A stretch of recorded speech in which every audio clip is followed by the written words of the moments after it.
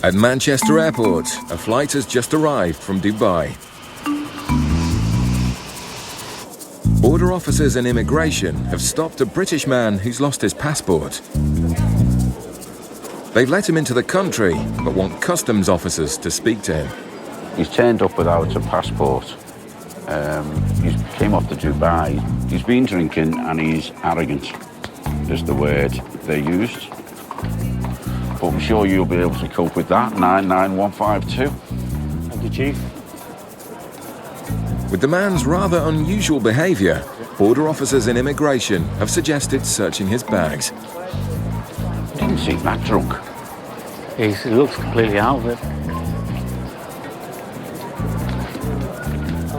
Yes, sir.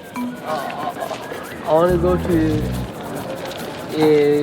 Soidful, you know. You want to go to? Soidful, you know Soidful? Salford. Yes. Yeah. Salford. Yeah. Right, well, first of all, you need to get out of here. Yeah, right. Do you have anything to declare? What do you mean? Do you need to speak? Sorry? I need to speak. No. No. No, I don't. Where have you arrived from? I come from Dhaka. Right. Yeah. Officers take the man aside for further questioning. Where did you lose your passport? In the airport. In the airport in Dubai. No, Dubai, or I don't know where. You don't know where you've lost it? Well, I did have it with me. You know, I don't know why. Is it a British passport? Right. Well, I'm going to look inside your bags and I'm going to ask you some questions. Are these all your bags here? This one is mine. Yeah, did you pack them yourself? What? Did you pack them all yourself? Yeah.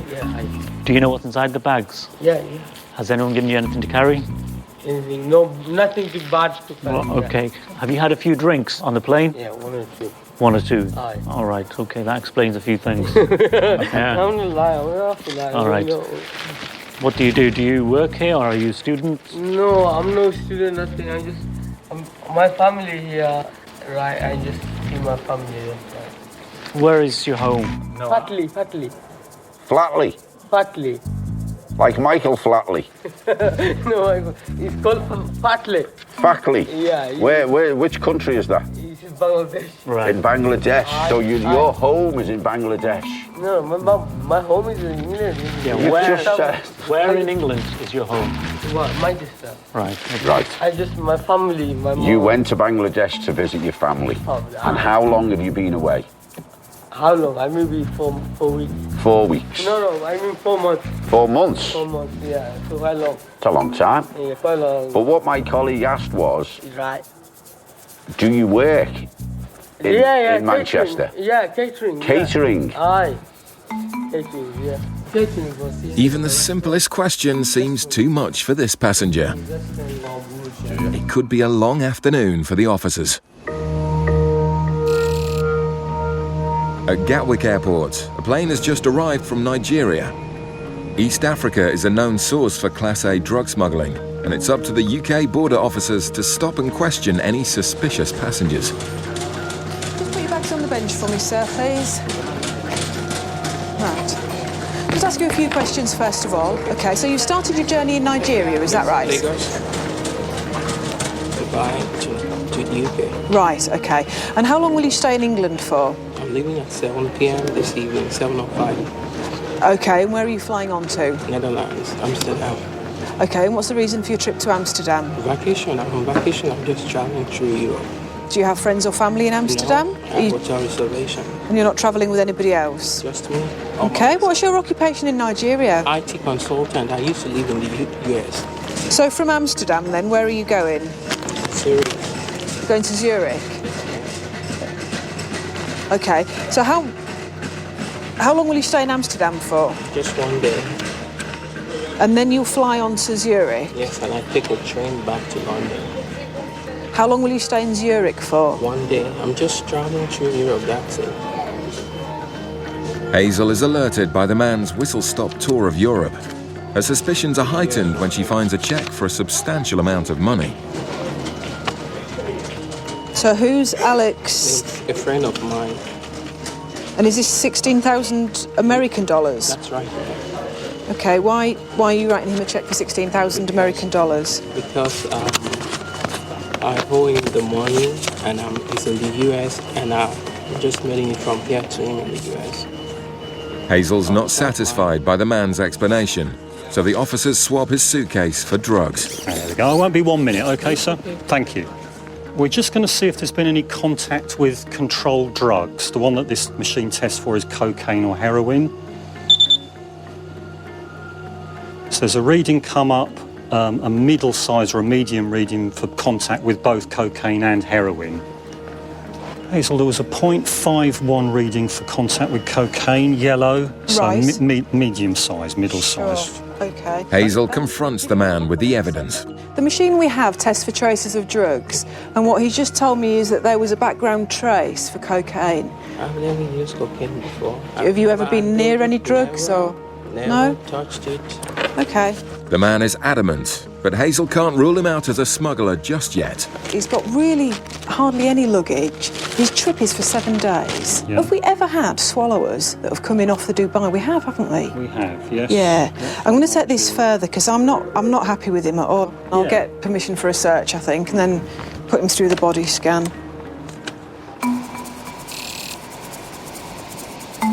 In Manchester, officers are still trying to get some sense out of the inebriated passenger. Okay, what's this then? This one. No, nothing bad, man. You Right. take it, man. It's all yours, man. You take it. All right. You're happy. No, I'm not, I don't mind. It's nothing bad. Fruit. Yeah, yeah, I mean fruit, yeah. Right, you know, you have too many cigarettes. Do you know that? 2 minutes cigarettes. Yeah. Only 3 packs. You're not allowed 3 packets, you're allowed an allowance of I don't know, 200. but this is my first time. I Right. swear to God, I don't know. This is my first time anyway. Okay. The officers are used to dealing with all kinds and are satisfied this man has just had a bit too much to drink. Then, aye. You might be thinking, I think because you've drunk too much. no, I'm I think no. See, it does make me, giving me a hard time. Right. I never been, it's never, if I'm drunk, obviously, it's something bad. But Right, no, nothing listen, bad to listen, me. Why should- listen to what I'm saying. Okay, You've lost your passport, so you might lose these cigarettes, so I'm sticking them in here, okay? okay, And but put that I in will your- appreciate it, yeah. Don't lose that, I never because lose. that's all you've got left, ID-wise. Put it in your pocket. But you younger than me, but I'm younger than you. give me a good lesson, and And I I'm never younger than you. forget. No, I'm just saying. Say that. I'm younger than him. I'm just saying. I'm just saying. The man is keen to explain how and why he lost his passport. I have nice flight. I have a passport, and I can't understand why. I have a passport with me, and someone say, "Oh, I lost my passport. This, that, and passport is gone." So that make me very bad. In the plane, they have drink. Obviously, I have a good time in the nice flying, you know. Happy that he's heeded their warning, officers send him on his way. Thanks. All right, Okay, thank you, sir. to the left, and then right. Left and then right. Okay. Oh, watch yourself. He'd had a bit to drink, but he was a nice fella, I think. He had a bit of fruit, and a few ciggies too many. I just hope he finds his way home. Okay, sir. Thank you. Bye.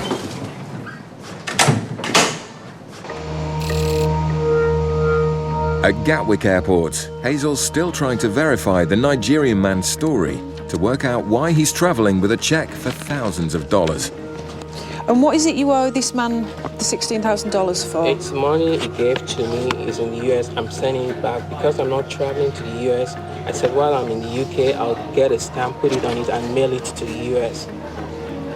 But why did you borrow the money from him? Yeah, I'm a businessman. I just started my business. I need people to give me money to run my business.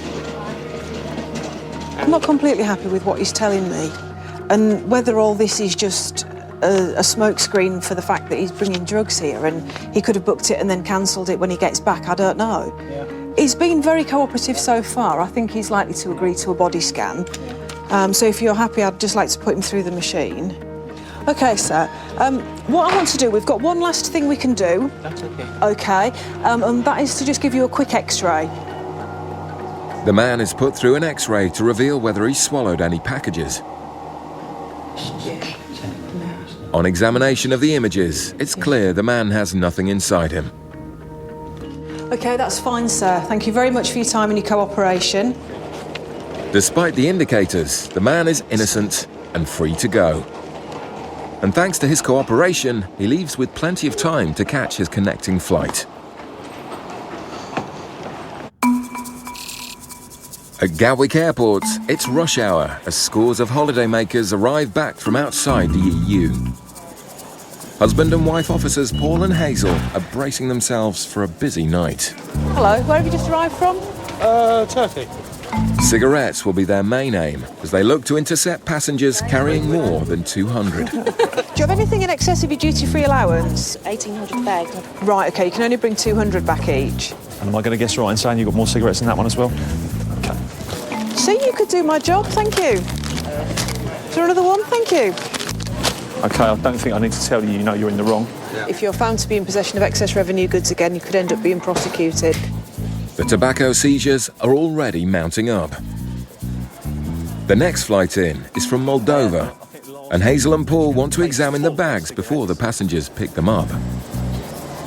On this flight, it's been known that people bring in quite a lot of cigarettes.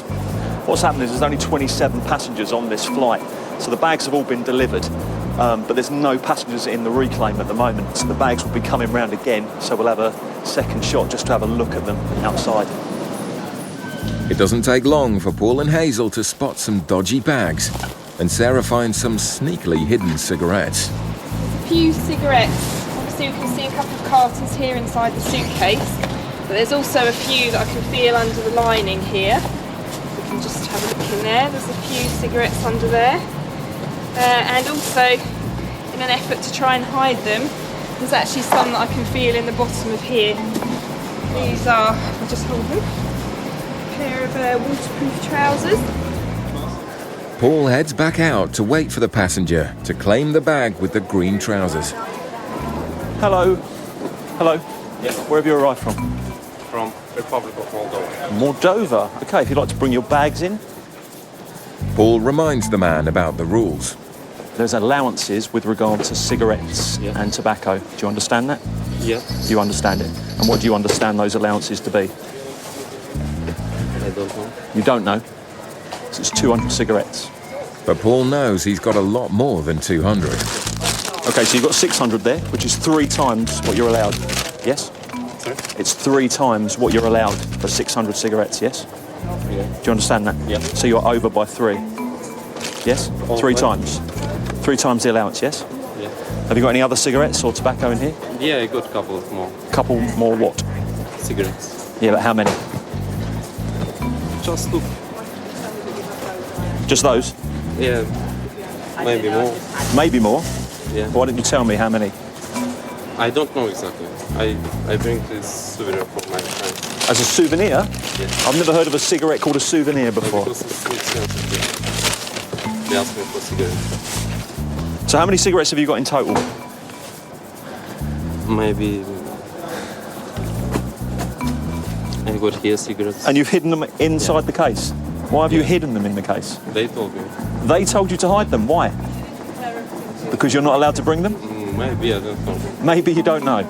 OK. The man's being evasive, and he's yet to mention the cigarettes hidden in the waders. At Manchester Airport, a flight has just arrived from Pakistan. It's from outside the EU, so passengers here are also limited to just 200 cigarettes. But the X-ray identifies a pink box, which officers suspect is well over the allowance. Before I even put it through, I thought the weight for the size is right as well, and the density is right. Right, let's go. The box is put back on the belt, and Officer Az heads out to the reclaim area to see who picks it up. Well, I'm going to X-ray your bags, OK? I'm going to X-ray your bags. So this way. Are you travelling alone? Yeah. And where is it you're travelling from? A young man travelling by himself has claimed the box, and Az takes him in for further questioning. It's bad news. Do you know what your allowance for cigarettes are? It's 200. 200 cigarettes, 1 sleeve of cigarettes. How many do you have? How many? 9. 9 sleeves. Okay. I'm going to look inside all these bags now, okay? You still sticking with 9? All right, could you open this for me, please? Having seen the X-ray for himself, Az knows he's carrying a lot more than 9 sleeves. 6 and a half. Oh, so there's more than 9. Why didn't you say that right from the start? The man realizes he's busted. I'm going to seize these cigarettes because you're well over your allowance. That's all you're allowed. If you bring anything like this in, you need to declare them. You need to let the customs officer know that you've got more than 200.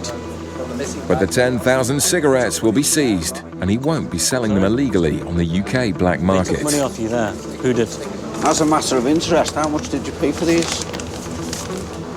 For like, For all of them, it cost no, just for what? £2. £2. You would have sold that for about 30, Yeah, very easily. but not this time. The man leaves without his cigarettes, which will now be destroyed. Meanwhile, another passenger from Pakistan has been brought down by immigration officers. They suspect he's breached his student visa by working when he should have been studying. Apparently the university or college papers that he's given to the officers, he thinks a little bit dodgy, so the immigration officers just has to go in the bags to see if there's any other documentation that backs his story up, basically. Almost immediately, Gary finds the man's UK lorry driving licence. Unusual paperwork for a student. Have you had a licence for a large goods vehicle? Do you drive for someone? No? Well, we all like big lorries, don't we? But I don't necessarily want to pass the test. So why would you want to pass the test for? No, I understand that. But why would you want to learn to drive a big lorry in the UK unless you were working for somebody? Convinced he's been working, Gary presses the man for details of his alleged university. So in this college, what's the name of the college? Oxford. And how many people go to that college? 25, you just make that up now. And what's the names of the people in the class? Roll me 5 off, starting now. Louis, Wes, Sam, Nate, Go away, you're making this up. I'm going to give you 5 quicker names. If the man wants to convince Gary, his answers will have to be better than that.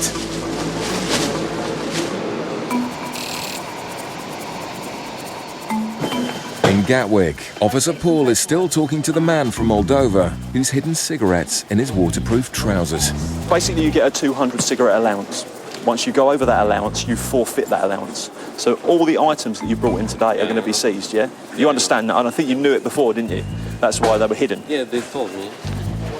As Paul finishes up his search of the man's bags, Officer Sarah takes him aside for a quick word. If you check the feet of those very large waterproof trousers, there's some in the feet.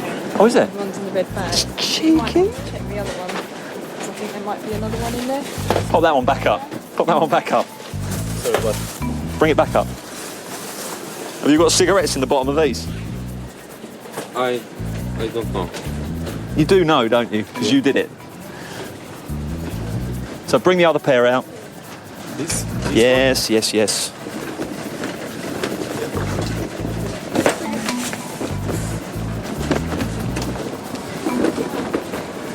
Now you knew they were in there and you saw me put them back, but you still didn't tell me, did you? I don't remember, but I think you do remember quite clearly. how many? Paul is far from impressed that the man has tried to deceive him. Hidden in the 2 pairs of trousers are over 200 cigarettes. Now, is there anything else you want to tell me about? No. No? That's it, is it? Check again. It would have been just better if you'd have been honest with me at the beginning, yes? In all, the man was trying to smuggle almost 3,000 cigarettes. Yeah, I have to say, I don't know, I've never seen cigarettes packed like this before. This is the first time for me. He'd hidden them on advice from his friends, but I think he totally knew why he was hiding them. Your passport, and you're free to go.